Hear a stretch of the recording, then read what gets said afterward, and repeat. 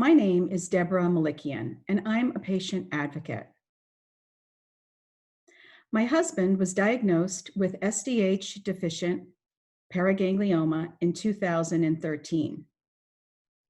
Just 1 year later, our son, our only child, Merrick, was diagnosed at the age of 20 with a related rare cancer known as SDH deficient GIST, or SDH deficient gastrointestinal stromal tumor.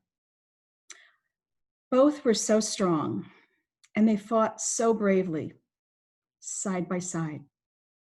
My husband passed away in 2017, and my son Merrick passed away just a little over 6 months ago, in February. While I've lost my entire immediate family to these rare and related cancers, I remain a mother on a mission to raise awareness and funding for GIST cancer research being done by Dr. Jason Siklik at UC San Diego. I do not want any other family to endure the despair and the destruction that these rare related cancers bring. I'm here today with Dr. Jason Siklik, and I'll properly introduce you all to him in just a moment. This program is brought to you by Pheo Para Alliance, whose mission it is to empower patients with pheochromocytoma or paraganglioma, their families and medical professionals through advocacy, education, and a global community of support while helping to advance research that accelerates treatment and cures. A very special thanks today to Progenics for making this webinar series possible through an educational grant. Our agenda today will be as follows. Dr. Siklik will present for the first half hour of our webinar. Then we'll begin taking questions from all of you. Some of the questions have been submitted beforehand, and we will also ask questions submitted in the online chat function. Many people will ask variations of the same question, so please listen carefully for questions that are similar. And questions that are less case-specific are appreciated. As you may know, this week is the inaugural Pheo Para Awareness Week. Our motto is Pheo Para Fearless. We need your help. To participate, please go to pheopara.org for more information and visit us on social media. Sign up for our e-news and follow us on social at Pheo Para. And now for a disclaimer. The information presented on this webinar is for educational purposes only and should not substitute the advice of your doctor, doctors, or medical team because they have in-depth knowledge of your medical history and your current situation. And now I'd like to introduce to you Dr. Jason Siklik. Jason Siklik, MD, is a surgical oncologist and a professor of surgery at UC San Diego. He leads Moore's Cancer Center Sarcoma Program, and he's the vice chair of research at the Department of Surgery. He specializes in treating and studying gastrointestinal stromal tumors, or GIST, in his clinical practice and in his laboratory. He also focuses on treating abdominal and retroperitoneal sarcomas, liver tumors, and neuroendocrine cancers, including paraganglioma. And finally, he co-leads a personalized precision medicine trial, which has been featured in National Geographic magazine that focuses on individualizing cancer therapy. And now, Dr. Siklik will share the screen and begin his presentation for the next 30 minutes, and then I'll come back for question and answers. Thank you. Thank you very much, Debbie, for the introduction, and thank you, Stephanie, for the invitation to speak here today. Give me one moment here. Good morning, good afternoon, good evening, depending upon where you are. Today, I'm going to be speaking about understanding the link between pheochromocytoma, paraganglioma, and gastrointestinal stromal tumor, otherwise known as GIST. These are my disclosures. The ones that highlighted refer to the ones that are relevant to my work on GIST. So as some background to what we're going to be speaking about today, I'm going to give you a little bit of information just that many of you probably already know with regard to pheochromocytoma and paraganglioma, and then discuss how it links to gastrointestinal stromal tumor. So as you all probably know, pheochromocytoma and paraganglioma both arise from the same similar type of cell of origin, being what we call a neuroendocrine or neurocrest cell. And they occur either in the adrenal gland or outside of the adrenal gland. Historically, adrenal pheochromocytomas were thought to occur in the adrenal gland, and then the nomenclature for many years was discussing extra-adrenal or outside of the adrenal pheochromocytoma, as well as head and neck paragangliomas. That nomenclature has been changed over the years, where now the World Health Organization, or the WHO, basically describes that there are pheochromocytomas, as you know, that occur within the adrenal gland, and any quote-unquote extra-adrenal pheochromocytoma actually occurs within the, is now called a paraganglioma, and this occurs anywhere from the neck, the head and neck region, the chest, all the way through into the abdomen and pelvis.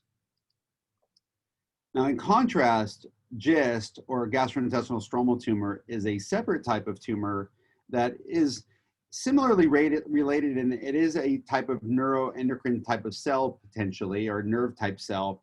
But these occur within the GI tract, and so they arise from what we call the interstitial cell of Cajal, or the ICC cell, which are nerve cells within the wall of the intestine here. So this is the lumen of the intestine, and these are nerve cells within the lumen of the intestine that are marked by expression of this protein c-KIT, and these can occur anywhere within the, these cells occur anywhere throughout the GI tract, and they give rise to these gastrointestinal stromal tumors.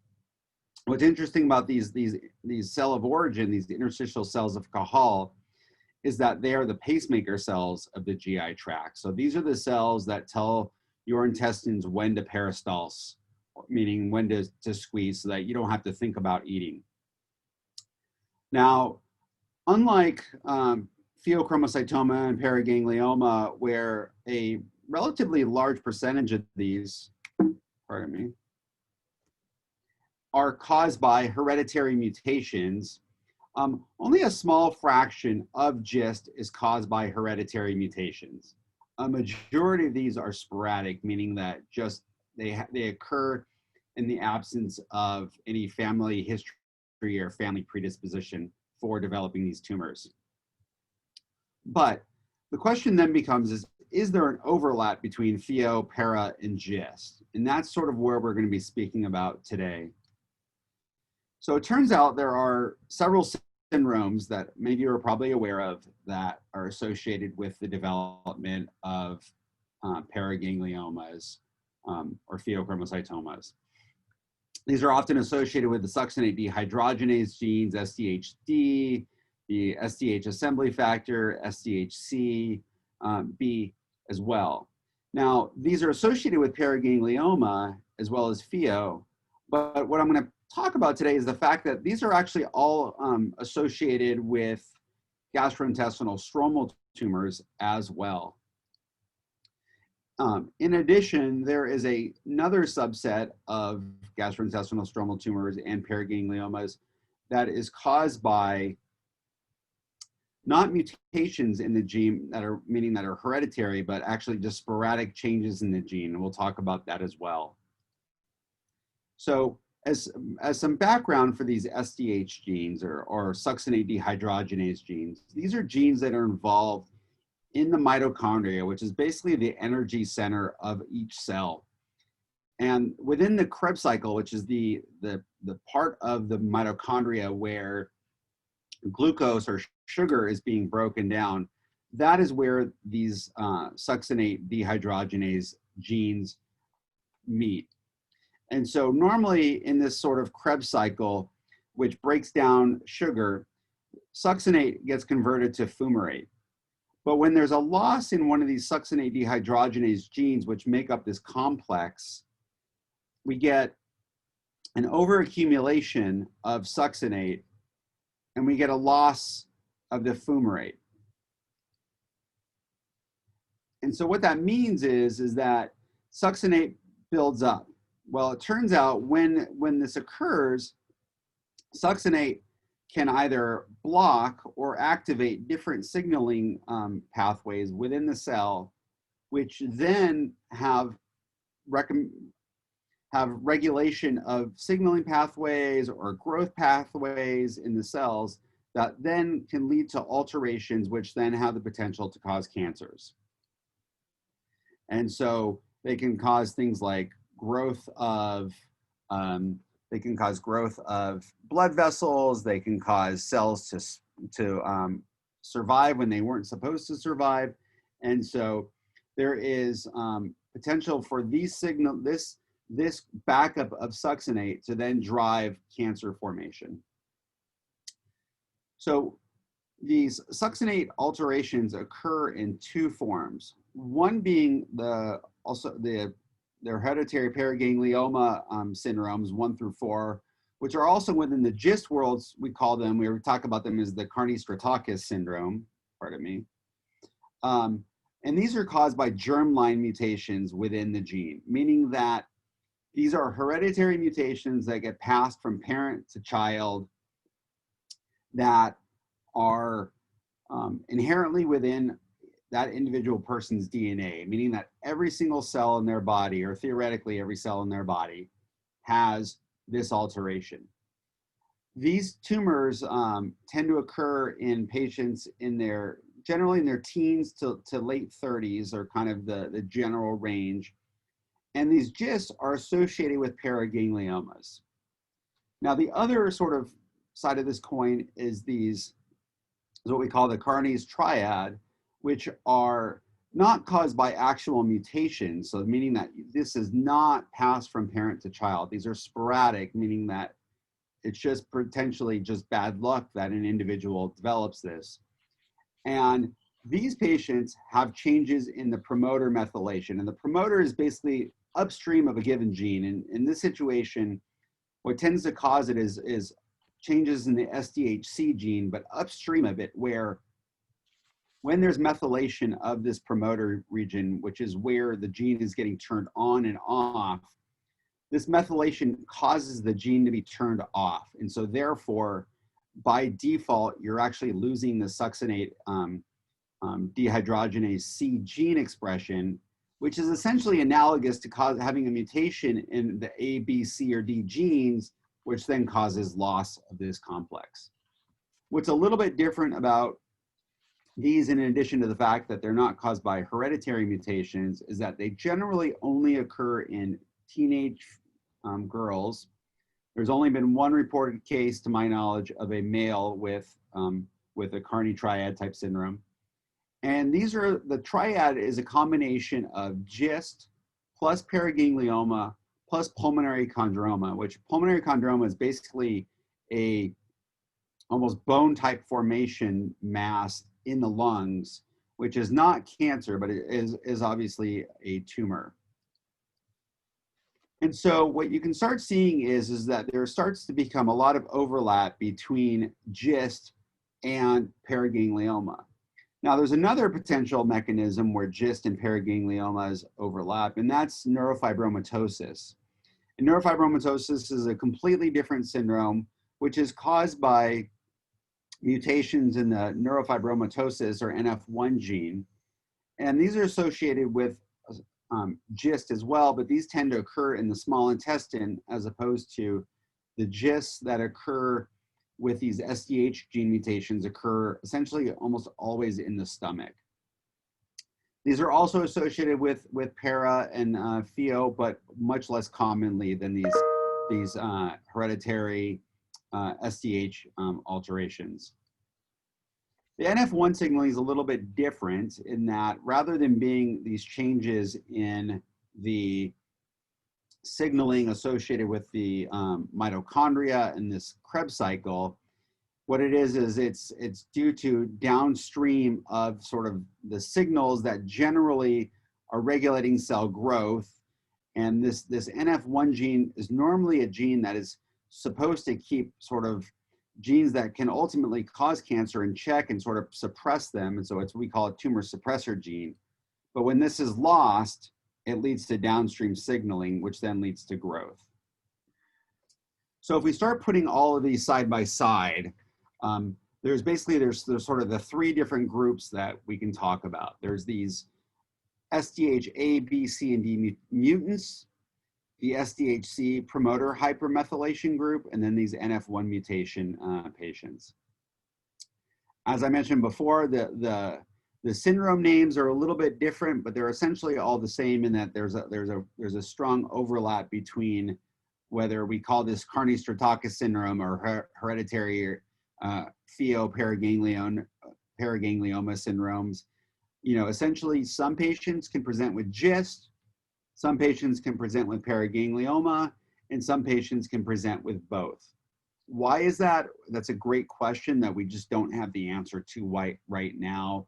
And as an example, as Debbie mentioned earlier, in the case of her son and her husband, you know, it's an example of, her family is an example of, you know, they both had germline SDH mutations.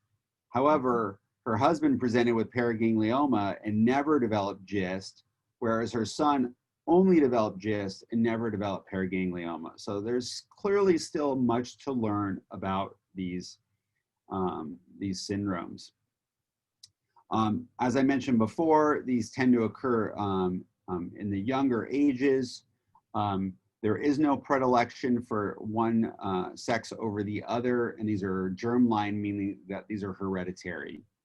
And that if somebody gets this gene, it doesn't necessarily, that means they have the genetic alteration, but that doesn't necessarily mean they're going to get the disease.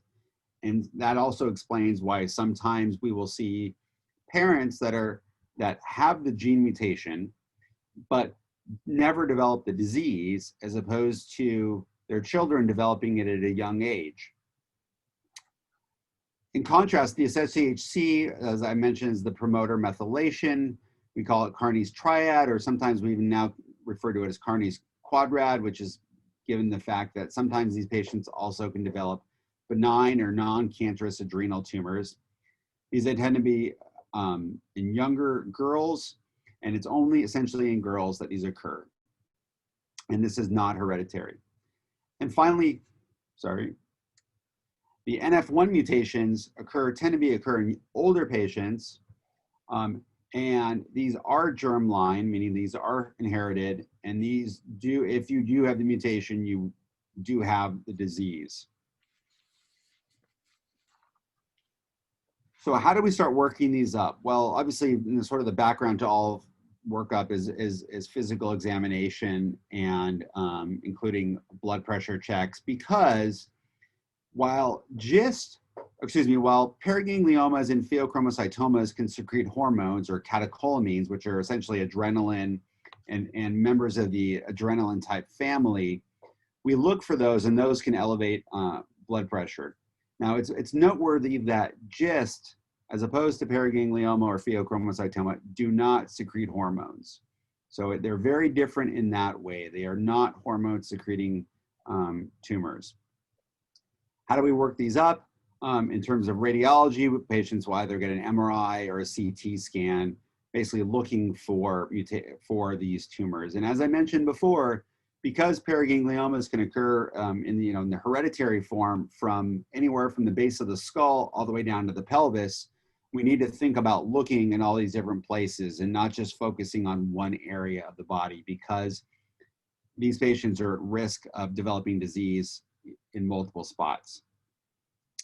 Now, GIST, if we start focusing on GIST a little bit more and talk about GIST, the majority of these SDH GISTs occur in the stomach, and their mode of spread is very different than other types of GISTs that are not hereditary, in that they go to the liver and they can go to the abdominal cavity, or the peritoneum as I call it. But also what's very different about GISTs from these succinate dehydrogenase mutant tumors is that they also go to lymph nodes, which is very uncommon for the sporadic or non-hereditary forms of GIST. And so it's critical not only that as part of the workup we do these aforementioned things, but also part of the workup is also includes looking at the pathology of these tumors. And so how does that play a role? Well, as I mentioned before, the succinate dehydrogenase mutant tumors, or the succinate dehydrogenase complex, is really composed of multiple different components that all come together. So there's the A, the B, the C, the D, as well as the assembly factor, all come together to form this complex that's in that mitochondria, or that energy center of our cells.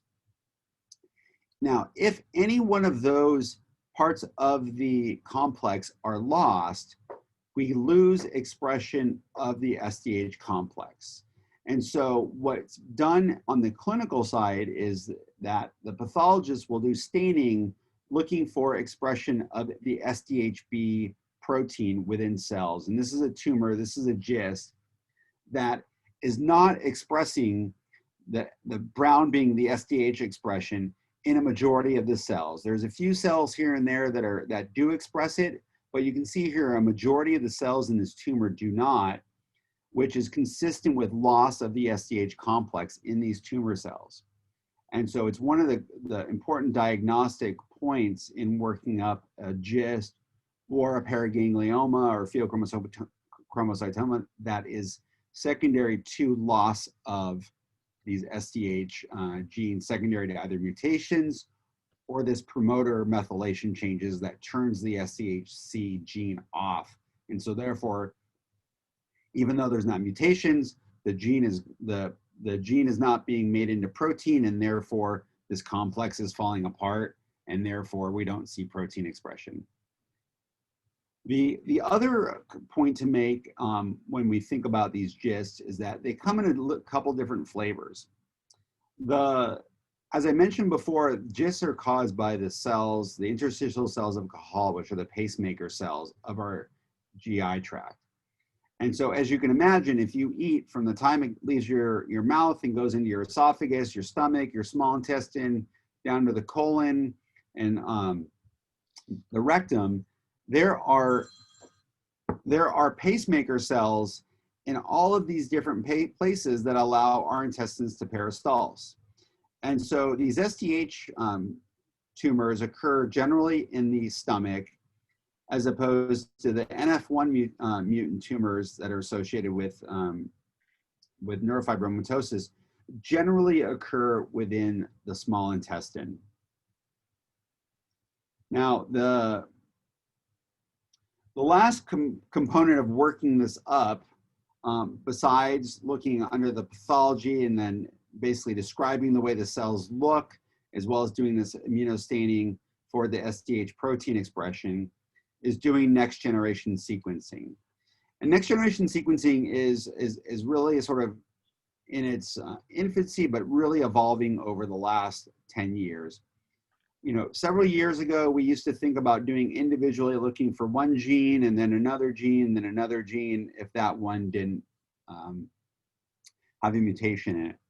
Now we can do these much broader panels where we can look for gene mutations, which a mutation basically being some alteration or a typo in that gene that causes that gene to no longer be functional or to be overfunctional. In the case of the SDH genes, as well as the NF1 gene, they lose their function, and so therefore these are loss of function mutations. And so we're now sort of have evolved to the point where we can look for multiple different types of genetic alterations simultaneously, and recognizing the fact that not infrequently does, you know, a patient can have an SDH mutation of some sort or an NF1 mutation, but they may also have additional genetic mutations that those in combination together are leading to the disease that patient's developing. So it's not often just one hit that's enough to cause a cancer. It's often multiple hits simultaneously. that can cause cancer, and whether these being an individual typo in a gene, or increasing the number of copies of a gene, or cutting a gene out so it's gone, or two genes swapping parts with one another. These are all different ways that genetic changes can lead to cancers. And with the newer forms of genetic testing, we can pick up a lot of these, as opposed to some of the older forms of genetic testing that were done in past years, or past, in the 2000s to sort of 2000 teens range. Those can sometimes miss some of these alterations. And so with that being said, then the next question becomes is, who needs genetic testing? And so there's a whole sort of algorithm here, but I sort of highlight here on the right side kind of how we can think about who needs genetic testing for their tumors. Now, in general, with GIST, more and more as we're starting to think about the genetic heterogeneity of these tumors, and that certain drugs work for certain mutations in GIST and not others, we're starting to sequence more and more patients, understanding that this plays an important role in how we think about treating these patients. But at the minimum, we should certainly be very vigilant about sequencing tumors in younger patients, because these are the patients that are more likely to have developing GIST or paraganglioma or pheochromocytoma from a hereditary source rather than a sporadic source. So at the minimum, we really say at the minimum, patients that have GIST that are under 40, less than or equal to 40, should essentially always have genetic testing. And the same thing goes for paras and Pheos, 45 and under. If a patient is found to have a mutation in the SDH genes, we need to be thinking about these other tumors, the possibility that a patient with an SDH mutant GIST may also develop para or Pheo. So we need to that needs to be on our radar. We need to also be asking important questions about family or personal history of other cancers. So renal cell carcinoma or kidney cancer, thyroid cancer, as well as breast cancers, or in the setting of the neurofibromatosis, we need to be thinking about what are the sort of findings associated with neurofibromatosis, which can be other types of nerve tumors, or we call them neurofibromas, or other types of cancers, including sarcomas.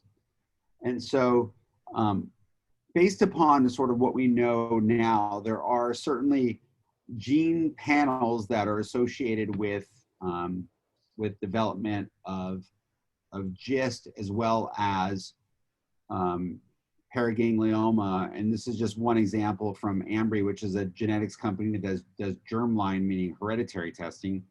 But by no means does this cover every potential gene possibility that could be driving these tumors, or that we haven't appreciated up to this point. So how do we think about treating these tumors? So we're still learning about what is the best way to treat these diseases. If we think about patients with metastatic or malignant pheochromocytomas and paragangliomas, surgery certainly plays a role in this. And this is based upon retrospective or data from looking back in time from case series from individual studies. And this was done data from the Mayo Clinic. They looked at a 20-year experience of their patients undergoing surgery for metastatic paraganglioma or pheochromocytoma. And what they found is almost about half of the patients that they looked at were able to achieve complete resection. And the term we use is an R0 resection, sorry. And the median time that patients sort of were without any disease was about 4.5 years if you could get all the disease out, suggesting that, in the situation where all disease is resectable, that might be a great option for an individual patient. Well, what are the other benefits? Well, as I mentioned before, paragangliomas and pheochromocytomas are well known to make hormones that can be associated with high blood pressure or symptoms associated with anxiety or palpitations, meaning rapid beating of the heart. And often reducing that amount of disease may help with symptom relief and may also biochemically, meaning if you look at the levels of these catecholamines or these hormones, it might correct them, or it might help in combination with medications to help get rid of some of the medications that individual patients are on. So what we know at this point is, in terms of surgery, that it can help with normalization of the hormones, and it can potentially alleviate some of the symptoms associated with the production of these hormones when we can completely resect this disease in patients with widespread disease. So what about GIST? So there's less known about these patients with SDH deficient GIST. What we do know is that the SDH deficient GIST patients have a little bit of a paradox in that has been reported, and this is data from the LifeRaft group, which is a GIST patient advocacy group, that patients with SDH or likely SDH mutant GIST tend to have higher rates of recurrence of their disease. And this is a Kaplan-Meier curve. So anytime this curve drops suggests that there's an episode of recurrence in a patient, as opposed to other patients with GIST. What's paradoxical is that these patients with SDH deficient GIST often tend to live longer than patients that have sort of the non-SDH GIST. Now, I think we still have a lot to learn about this, in that I think there's probably, and our group is working with a couple other groups around the country, including the NIH, to try to really understand more about the heterogeneity of SDH deficient GIST biology and outcomes. In that, at least from my experience, there's really two ways that SDH deficient GIST occur. There are some patients that will rapidly recur, and there were some patients that will take many years to recur. And that some patients will live very long times, and this is so, oops.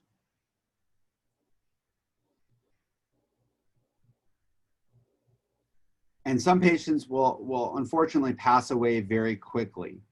And so there are really two forms of this disease that we're starting to learn about. In my group, we tried to look at this a little bit, looking at data from the SEER database, which is data published through the National Cancer Institute, which looks at a cross-section of 20% of Americans undergoing with GIST. And so in this situation, we looked and tried to just focus on adolescents and young adults as a surrogate for those SDH patients. And what we realized in this situation was that in these young patients, that trying to resect their disease was actually beneficial to these patients, which was a little bit counterintuitive to some of the data that's been published by other groups, suggesting that we should not be aggressive with these patients. And I sort of came at this from the argument that these are often young patients with disease where we don't have great drug options. And so surgery is our only potential treatment for these patients. And what our data would suggest from this study was that operative management was associated with improved overall survival, as well as disease-specific survival, meaning survival directly related to their GIST in these adolescents and young adults with metastatic GIST, suggesting that there is a role for GIST resections in these patients. When that is, or we're still trying to figure out timing-wise how we sort these patients out, and which are the ones that have more indolent disease that we can sort of watch for a little bit and then operate on, versus the ones that have more aggressive disease. That is still a work in progress. This is data from the NIH that looked at their management of GIST. And they had looked at 27 known SDH mutant GIST patients. And what they suggested was that there is high rates of recurrence of these patients. And their sort of argument was that we should sort of limit our resections to only patients that are symptomatic. I think we're still learning about this. I think there's been debate in the field and debate between our publication and this publication about what is the best approach for these patients. And I think we still have much to learn about how we can personalize or individualize the times when we want to think about operating on patients with SDH deficient GIST versus those that we don't want to, and selecting the right time to do that. So finally, in the last short bit, we can talk a little bit about drugs and what are the options when surgery is not an option to remove these. So in GIST, if we look at these SDH deficient tumors, the classic drugs that we normally use, which are these drugs like imatinib, sunitinib, regorafenib, don't work all that well. Now, there is some data that sunitinib has some efficacy or some effect within GIST that are caused by SDH mutations as well as in paraganglioma. But one of the other options that is potential is drugs like temozolomide or the CVD regimen, including dacarbazine, which is basically the IV form of temozolomide. And so those are potential options that are out there for the patients with paraganglioma, but we're also now beginning to investigate those options for patients with SDH deficient GIST. Now, unfortunately, for the NF1 mutant patients, those regimens don't work, but there is one drug that works downstream of, or one family of drugs, these MEK inhibitors that work downstream of the NF1 mutations that offer one potential option for treating these patients. Although there are other resistance mechanisms that can lead to these drugs not working. So finally, the last couple of minutes that we'll talk about is how do we follow patients with SDH deficient tumors or with NF1. So in the patients that are known to have these germline mutations, we generally need to think about starting to screen these patients partially based upon the family history and when family members have developed the disease, and trying to get ahead of that by sometimes 5 to 10 years ahead of when it's known that another family member developed the disease. We should certainly be doing physical examination on an annual or biannual basis. Sorry, I have a very touchy mouse. We should be thinking about doing at least annually to biannually checking urinary catecholamines and metanephrines in patients. We should be getting MRIs or CT scans from the neck all the way down to the pelvis, looking for paragangliomas. And finally, in situations where additional workup is needed, we might be able to use other more sophisticated techniques such as MIBG scans to look for other mechanisms for looking for hormone secretion or catecholamine secretion when there is a question about the presence or absence of tumors, as well as sometimes we have the question of, is this a GIST or a paraganglioma? And we want to try to differentiate, because if a tumor is lighting up on an MIBG scan, that would be suggested that somebody might have a paraganglioma, as opposed to if it doesn't light up on an MIBG scan, that may be suggestive of that this individual patient might have GIST in that scenario. So to summarize,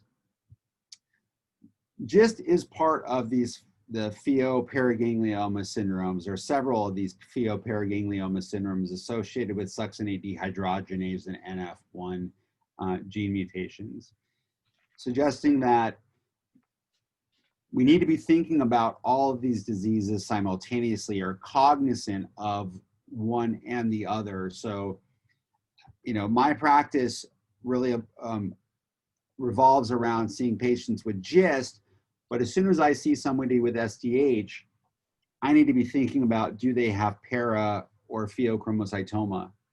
And the flip side needs to be that somebody that presents with an SDH deficient paraganglioma or pheochromocytoma, you know, we need to be thinking about ruling out or being certain that we're not considering a tumor a paraganglioma when it truly is a GIST, and we might be wanting to treat that in a slightly different way, or might think about, you know, removing that, or, you know, as part of that process. So really thinking a little bit beyond what you usually have sort of tried to sort of simplify, you know, and put individual tumors in boxes, and that we're just focused on para or pheo, but we need to be thinking outside of that on both directions.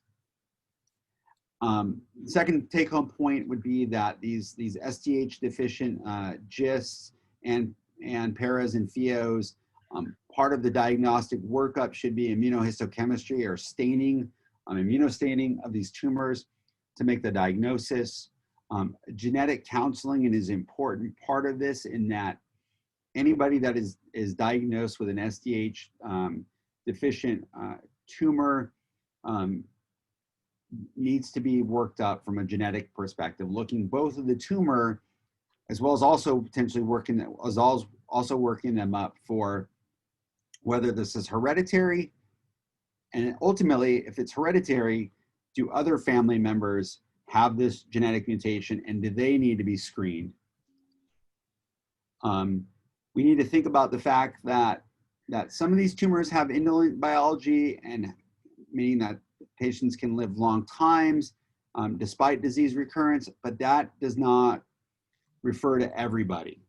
And unfortunately, Debbie, you know, can tell her story of, you know, her son only had GIST for 6 years after diagnosis before it took his life, unfortunately, because his disease was not indolent. He did have aggressive biology of his disease. And so, again, historically, we've sort of thought about these as being indolent tumors often, and sort of lulled into sometimes saying, we'll just kind of keep kicking the can down the road and we'll worry about this later. But we perhaps need to be thinking outside of that mindset and starting to think about the potential that there are different modifying factors, as well as different disease courses where some might be indolent, and you might live into your 50s, 60s, 70s with an SDH deficient tumor.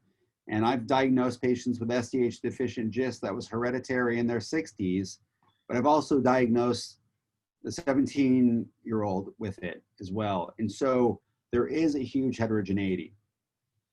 And finally, that there remains a role for surgery to try to clear disease, whether it be for symptoms such as high blood pressure associated with para or pheo, as well as on the side with GIST.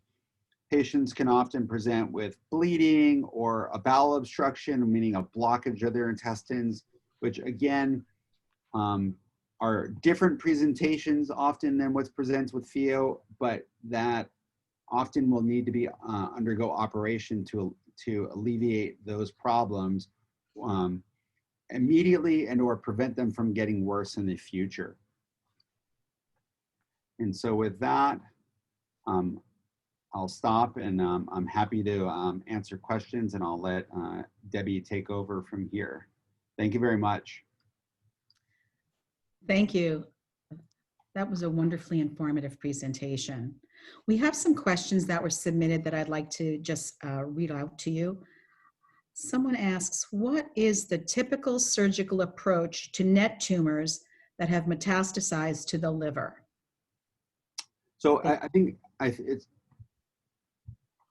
it really depends upon the tumor and the involvement of the tumor. Historically, we used to limit the amount of surgery we were doing on the liver, but now kind of what we've recognized is in situations where we can resect all metastatic disease to the liver, and we can leave enough remnant of the liver behind that the patient will have sufficient amount of liver tissue, that would be a situation where we would do it. Now, so it comes down to not only the number of tumors, but the location of the tumors and sort of factors associated with the biology of the tumors. So in somebody where there's good disease control and there's the potential that you could resect all the disease, that might be a situation where it may be appropriate.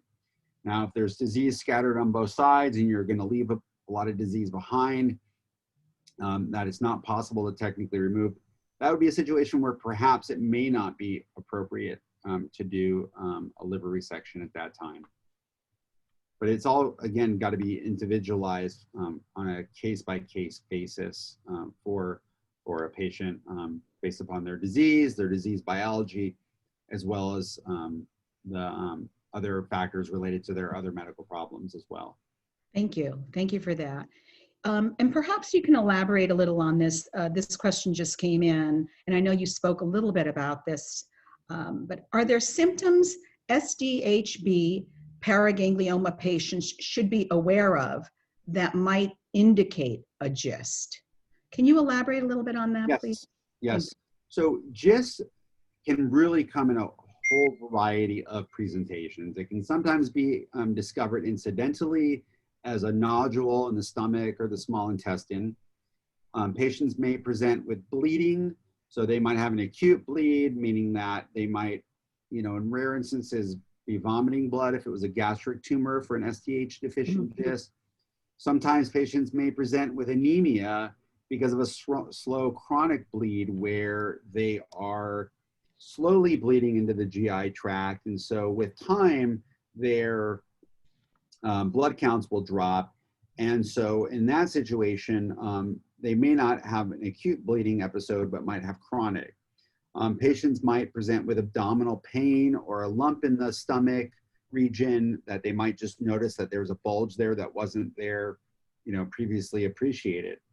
There might be symptoms of early satiety, meaning that sometimes if somebody develops a tumor that is blocking the outflow of the stomach, that they might get full very easily. So when you could easily eat before, and this often goes with, younger, individuals that, at one point you could eat a half a pizza and now suddenly I can only tolerate one slice of pizza and I'm getting full, that's clearly a change that needs to be looked into in an individual patient.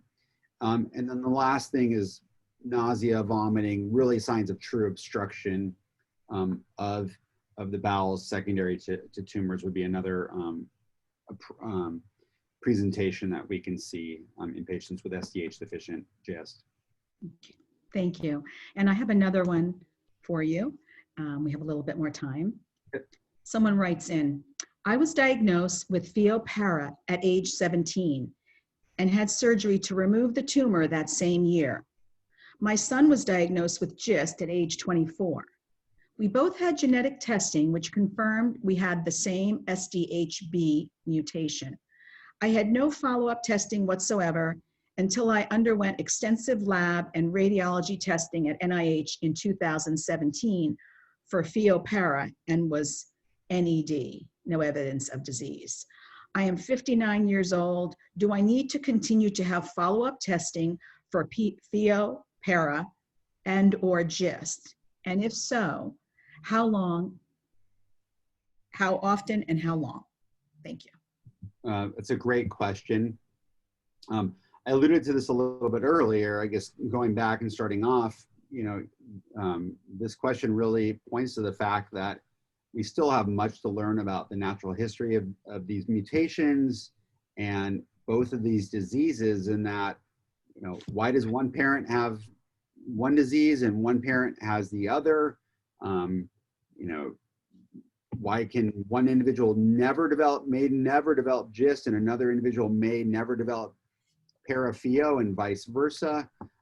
So we don't have a good answer for that question. I think we still have much to learn. In terms of screening, generally we would still recommend continuing to get screening with imaging and urinary catecholamines and metanephrines. In some places, we'll also do serum catecholamines and metanephrines as well, just depending upon the lab and their setup. You can't, unfortunately, just come in and get drawn for the serum catecholamines and metanephrines just from a needle stick, because that'll falsely elevate the numbers. And so some situations, some places will put an IV in, have you lay down for about 20 minutes or so, and then you can draw the blood, but that's not always necessarily as easily feasible. And especially now in the setting of COVID, where coming into the hospital is a lot more, of an issue and a risk, when you could just easily collect your urine at home for 24 hours is perhaps maybe, a better situation for just protecting yourself at this point. In terms of how long should somebody be screened, that is a great question that we just don't have the answer to. I think there's still debate how frequently we should be screening, whether it's every year or even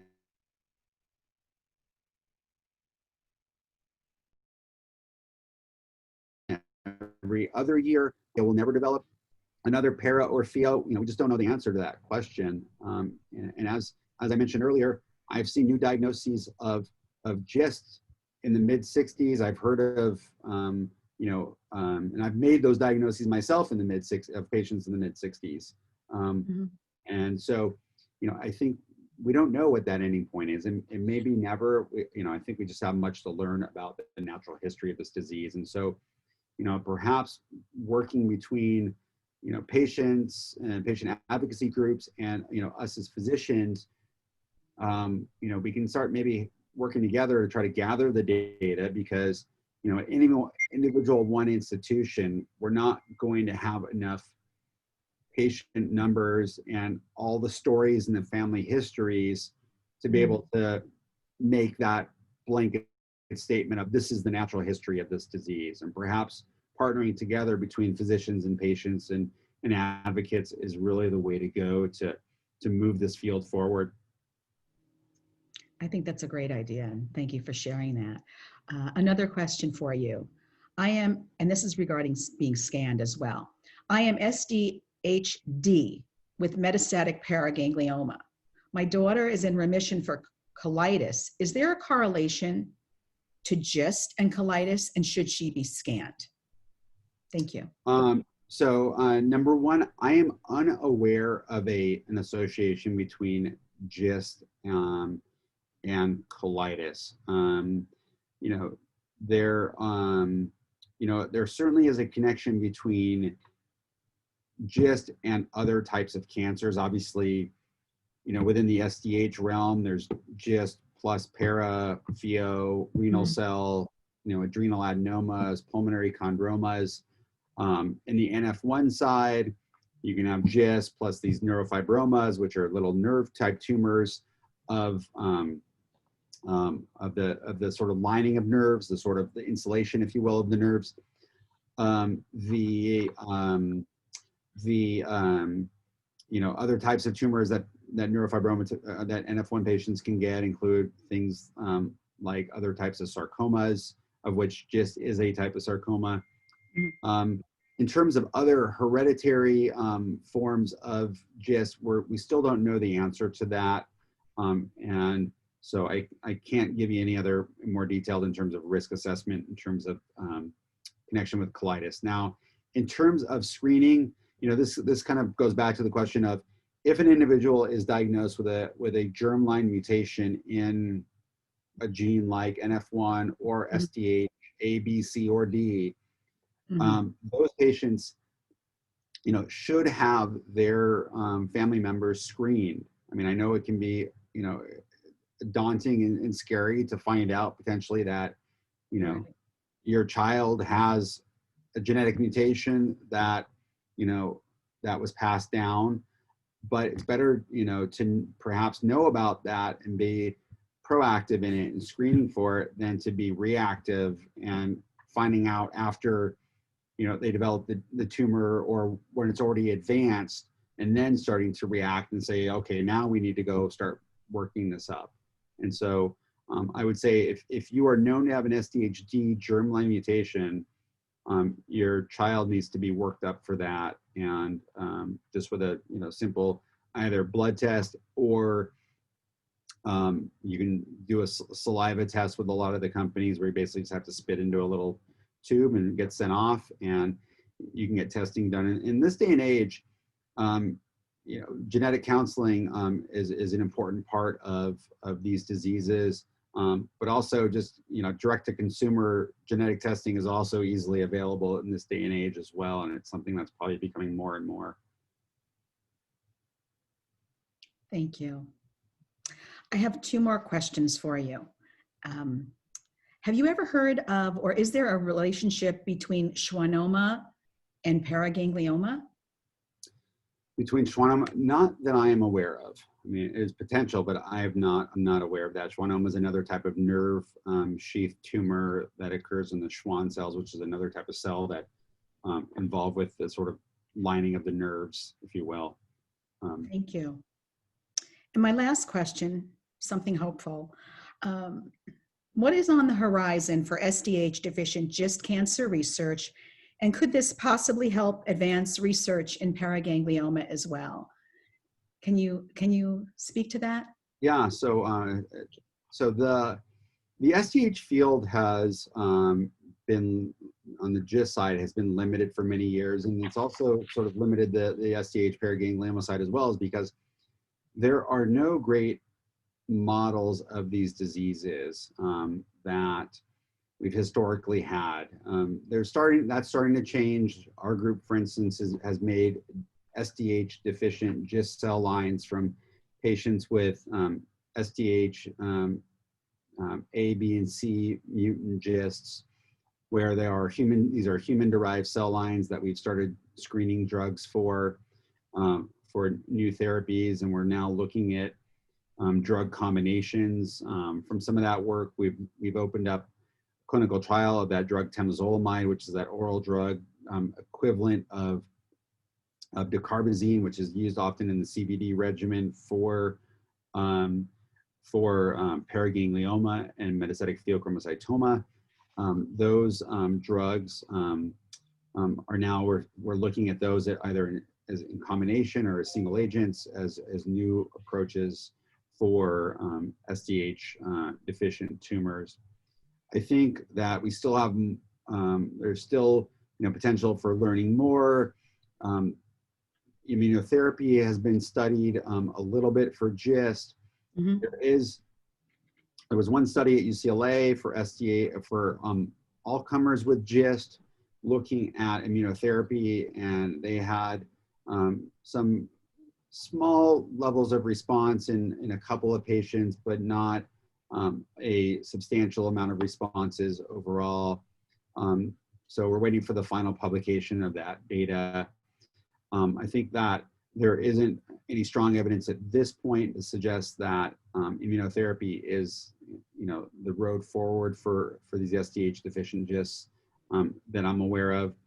I think that we still have, much to learn about not only, how to treat these drug-wise, but also just some of the underlying biology and natural history of how these tumors occur and what are the predisposing factors, and why, again, why does one person get GIST and para? What is the risk factor? Is it diet? Is it environment? Is it something else? Or are there other modifying factors in our genetics we just haven't appreciated that might also be risk factors? Thank you. Thank you for answering that question. And thank you for answering all of those questions. And thank you for an amazing presentation, for your time and dedication to my family and to the patient community. Special thanks again to Progenics for making this webinar series possible. Sign up for e-news and follow us on social at Pheo Para. This webinar will be available in a few days on YouTube and on the website. And we will also transcribe the question and answer portion, and we'll have that available as well. If this information has been useful to you and you're interested in donating, you can do so at pheopara.org/donate. Thank you to everyone who attended today. Thank you again, Dr. Siklick. Thank you so much to Pheo Para for having us today. We are all stronger, united. Until next time. Thank you. Thank you very much. If you've got other questions, feel free to reach out to me. I left my email at the bottom of the last slide. Don't hesitate to ask me questions if you need. Take care, everybody, and thank you very much for the invitation to speak here today. And thanks, Deborah, for moderating this. My pleasure. Have a great day, everybody. Thank you.